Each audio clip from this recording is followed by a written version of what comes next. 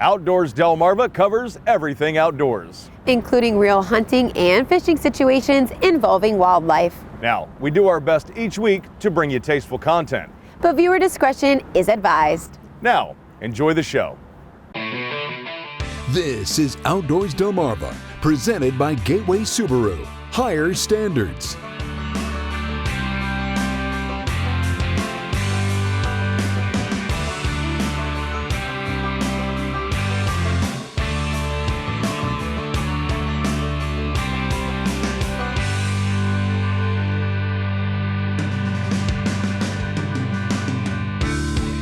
And now, here are Jason Lee and Lauren Hitch.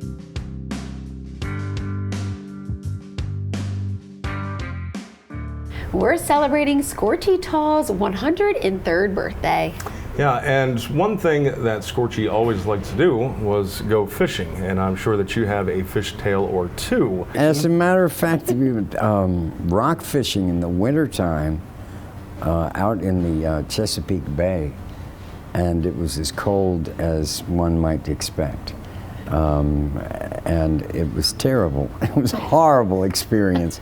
And when it was all over with and they actually were headed back in, I went over in a corner and pulled my coat up like this, you know, and I was just kind of just survived the rest of the experience. And Scorchy sat down and he said, "You want me to tell you a story?" And I said, "Yes, please." And he started making up this story. I can't remember what it was, but it had to do with me and my first dog, which he didn't know anything about. He just made it up. I think he learned from that I probably wasn't the best guy to bring on those boating expeditions, you know. Well, here's one of the times that Scorchy did go fishing, and looks like he's looking for some crappie. What kind of fish you got in here? Bass and crappie and some big bluegills. Mac, if there's any fish in here, they ought to be pretty hungry now if they've been here all winter. You been feeding them? No, I haven't been feeding them. I haven't been catching them. You got some nice minnows? I hope so. Where'd they come from? They didn't come from Seahawk, did they? Could be. Rodney? Yeah, I think so. Well, I hope Rodney will give us some good minnows. I hope so, too. You realize this is the January the 16th. A month ago, we were covered up in snow. It was 3 degrees, too. And here we are, 60 degrees. This will make any fisherman worth his salt go fishing, won't it? Yeah. We were fishing, but we weren't catching, and photographer Steve Boyd, a country boy from the boondocks of Harrisonburg, Virginia, kept wondering out loud what kind of fishermen we were. So I took the camera, handed him my spinning rod and reel, which he promptly backlashed. Then he caught a big branch, which spit the lure right back at him. I guarantee you one thing, this country boy will improve. You gotta make a move, right? We'll go down this other pond. Catch a big one. Catch a big one down here, hopefully. Mike oversees 3 ponds. He doesn't allow fishing in them anymore except for friends. He used to, but the litter slobs forced him to shut them down.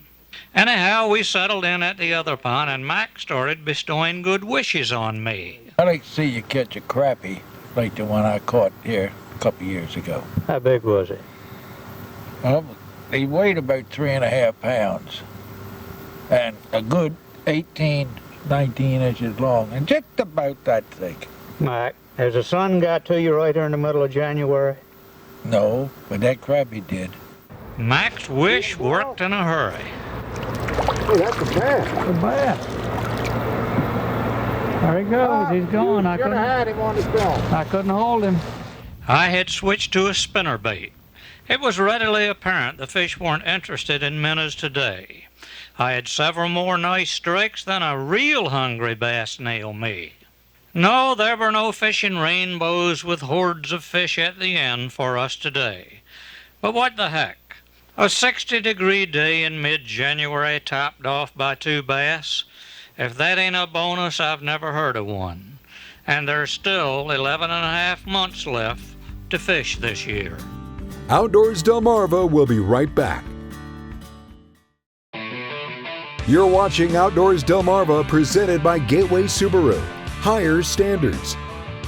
Welcome back to our celebration of Scorchy Tawes and what would have been his 103rd birthday. Now, I grew up watching WBOC News and heard a lot of Scorchy stories. He has a very iconic voice. What is your favorite Scorchy story, Charlie? Gosh.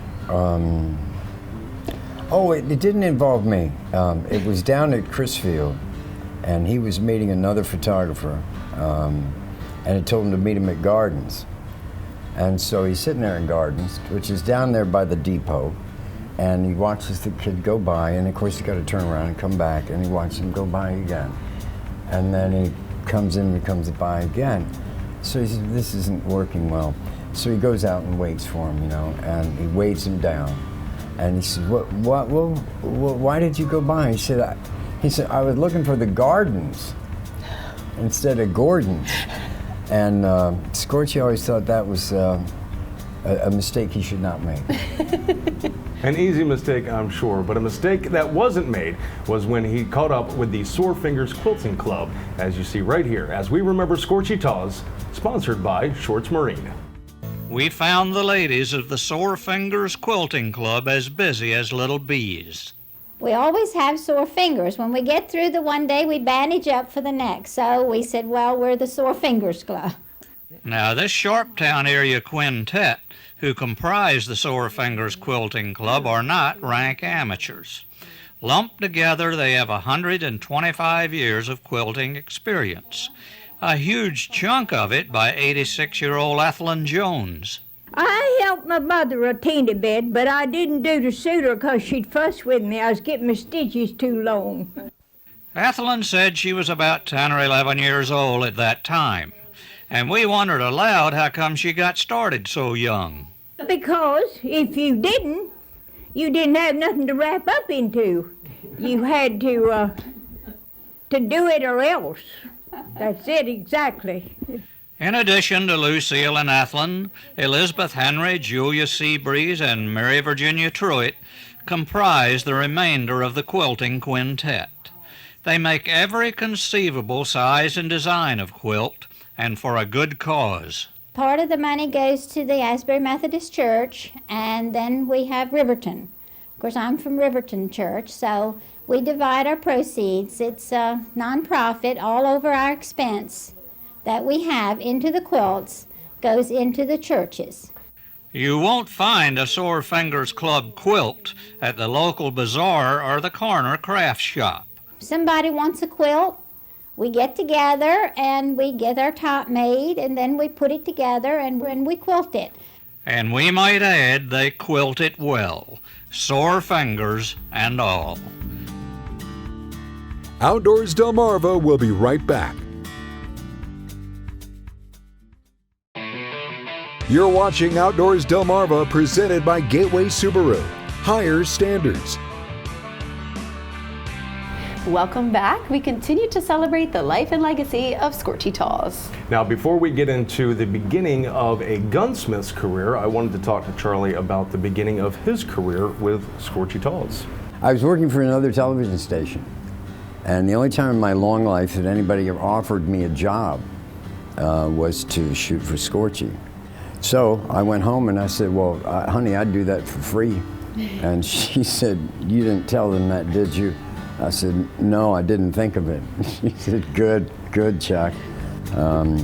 So I was delighted at the opportunity. So they hired me as the chief photographer. I had to wear a little headdress and everything.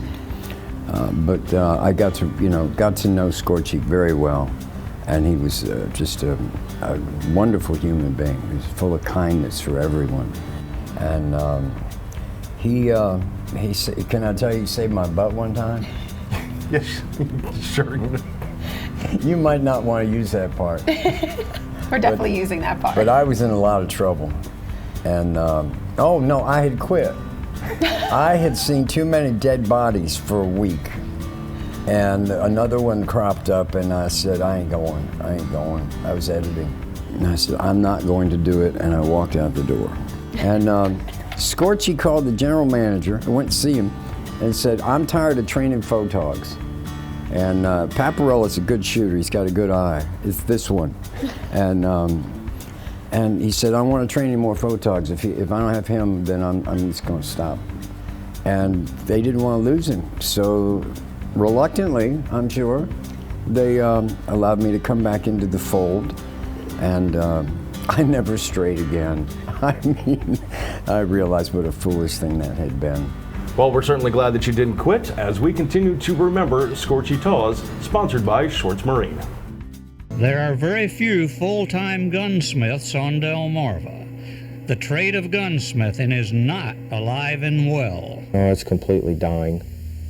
Most gunsmiths at this point make less than electricians, so people see more money in being an electrician than they do a gunsmith. You have to really like to do it in order to do it. Mike Dellinger of Dagsboro is one of the last of this dying breed, maybe even the best of the last. Not many carry the prestigious title world-class gunsmith, a lofty moniker he began earning some 20 years ago. I took a gun to a person one time that worked on it and didn't do a very good job. So I decided to do it myself and completely ruined it. I destroyed the gun. So I salvaged what I could and I started over again. And I just continued to roll from there. Today, the passage of time has burnished Mike's gunsmithing achievements into legend. He is internationally known. He does it all. He makes them, repairs them, and sells them. Repairs are bread and butter. There are a lot of them out there that you know, people want to have fixed because they can't afford to get a new one. He also has a specialty. Scope mounting is one of my specialties. I have a tool on the market, as a matter of fact, that is manufactured by Brownells with my name on it.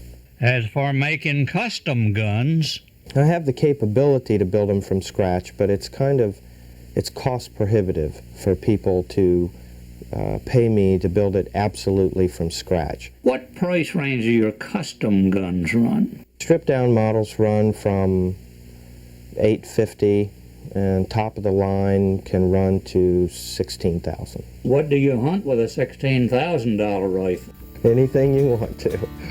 Did you know that it wasn't until 1935 that duck calls truly began to gain in popularity, because it was at that point that using live ducks for calls became illegal? And did you know that the majority of duck sounds we're familiar with come from the females of the species? Now you do. Did You Know is sponsored by North Bay Marina.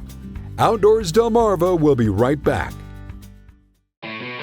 You're watching Outdoors Delmarva, presented by Gateway Subaru. Higher standards. Welcome back. We continue on with our special celebrating Scorchy Tawes. Now, Charlie, there is something that you said that I have in common with Scorchy, and will you explain that? I was unaware until you told me about your military service, and thank you. Mm-hmm. Scorchy had quite an experience during World War II. I don't think he had traveled very much, but he was in the Army, he went to Europe, he was in the Battle of the Bulge, where he described that you had choice between being shot and freezing to death. And the other experience was liberating some prison camps and some concentration camps. And so all that happens to him as a very young man, and he comes home to Crisfield. And I know in my heart that he couldn't easily adapt to the world that was just like it had always been. And I wonder about this with you. If coming back into our normal world was hard after being over there. And it'd be even worse if it was Crisfield, which hadn't changed one nit, you know. And his photography allowed him to be there, but at a distance. And it kept him in close touch with the world he could never really be a part of again. And over the years, I think it went away. But when he told me about it, it was still right there. And that made me understand how a person might take advantage of something that could be a disadvantage, of not being able to feel like he was still a part of Crisfield. But he was just a perfect gentleman with everybody, and the humblest guy you ever want to meet. Well, we continue to honor the life and legacy of Scorchy Tawes, and in this segment, it is through Charlie's eyes. Miss Scorchy, come and sit here sometimes. It's his old office. You sit here and talk to him all the time. There'll never be another Scorchy Tawes. We'll get a little smarter today. We'll learn something every day. Today will be no exception. If you never knew Scorchy Tawes, then you missed a great man and a great broadcaster. And although it's been years since he retired, there's not a week that goes by that someone doesn't tell me that they miss him too. You never seen it before either? No. Now, when I told my wife I wanted to do a story about Scorchy for this broadcast, I said I wasn't sure it was the right thing to do. She said she would give anything to hear her grandmother's voice again. Well, we can hear Scorchy's unique voice again, and for many of us, it's like an old song that we never tire of hearing. Mysterious. I love to do stories on people that never had the opportunity, never got the opportunity to be on TV, and that they deserve to be. Everybody has a story. You walk down the street right now, you can stop anybody, whether you know them or whether you don't know them, and they have a story. You can take all the books you want and read about it and look at a still picture. It's not like putting that tape in, that video in, and it comes alive. I mean, here comes my old friend Kai Tyler walking down the dock talking to me. And everything's like it was when it was. I got a man with a camera. I got to ask you a question. No, there will never be another Scorchy Tawes. What is this? I've never seen this. Is aquatic vegetation. Outdoors Delmarva will be right back. You're watching Outdoors Delmarva, presented by Gateway Subaru. Higher standards. And now, here are Jason Lee and Lauren Hitch. It's time to flip through the photo album and take a look at your latest pictures. Thanks to our friends at North Bay Marina. Wayne Wheeler shows off a couple of ducks he got while hunting the Chickacamico River near Vienna. Brian Lowe brought home a monster buck in Worcester County. Owen Liebforth got in on the action by harvesting this doe. I'm sure most would agree that hunting while it's snowing really makes for a whole new experience. Laura Brown of Mardella Springs decided that going big was the only way to go with this harvest. But Callum Hales of Berlin said, "Hold my Capri Sun. You can hang a lot of hats on that bad boy." Cousins Tyner Passwaters and Crew Vickers had themselves a great outing during a Thanksgiving hunt. This was Crew's first buck. Speaking of first, this was Hazel McGee of Selbyville's first hunt, and it looks like she might be hooked. Riker Mulford is back on the show as he added to his harvest with a sizable doe. He's quite literally stacking them up this year. Chase Linus did a little rock fishing off of Cape May during his Christmas break, and I think that's a perfect way to spend the holidays.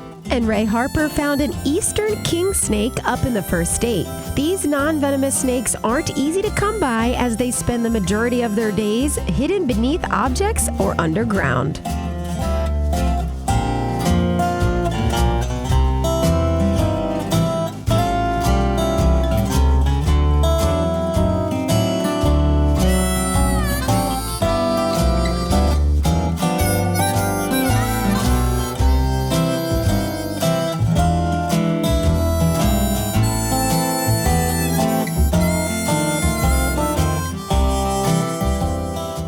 Outdoors Delmarva viewer pictures are sponsored by North Bay Marina. Well, that's going to do it for us this week. Thank you so much for tuning in. And of course, thank you to Charlie Paparella for joining us this weekend as we celebrated the life and legacy of Scorchy Tawes. Keep sending in photos by emailing outdoors@wboc.com. And don't forget to scan the QR code in the bottom corner of your screen to stay up to date with everything we have going on. We hope to see you right back here again next week. But until then, my name is Jason Lee. And I'm Lauren Hitch, and we hope to see you Outdoors Delmarva. Outdoors Delmarva, a Draper Media production, is presented by Gateway Subaru. Higher Standards. Sponsored by Shorts Marine and Bell Creek Equipment.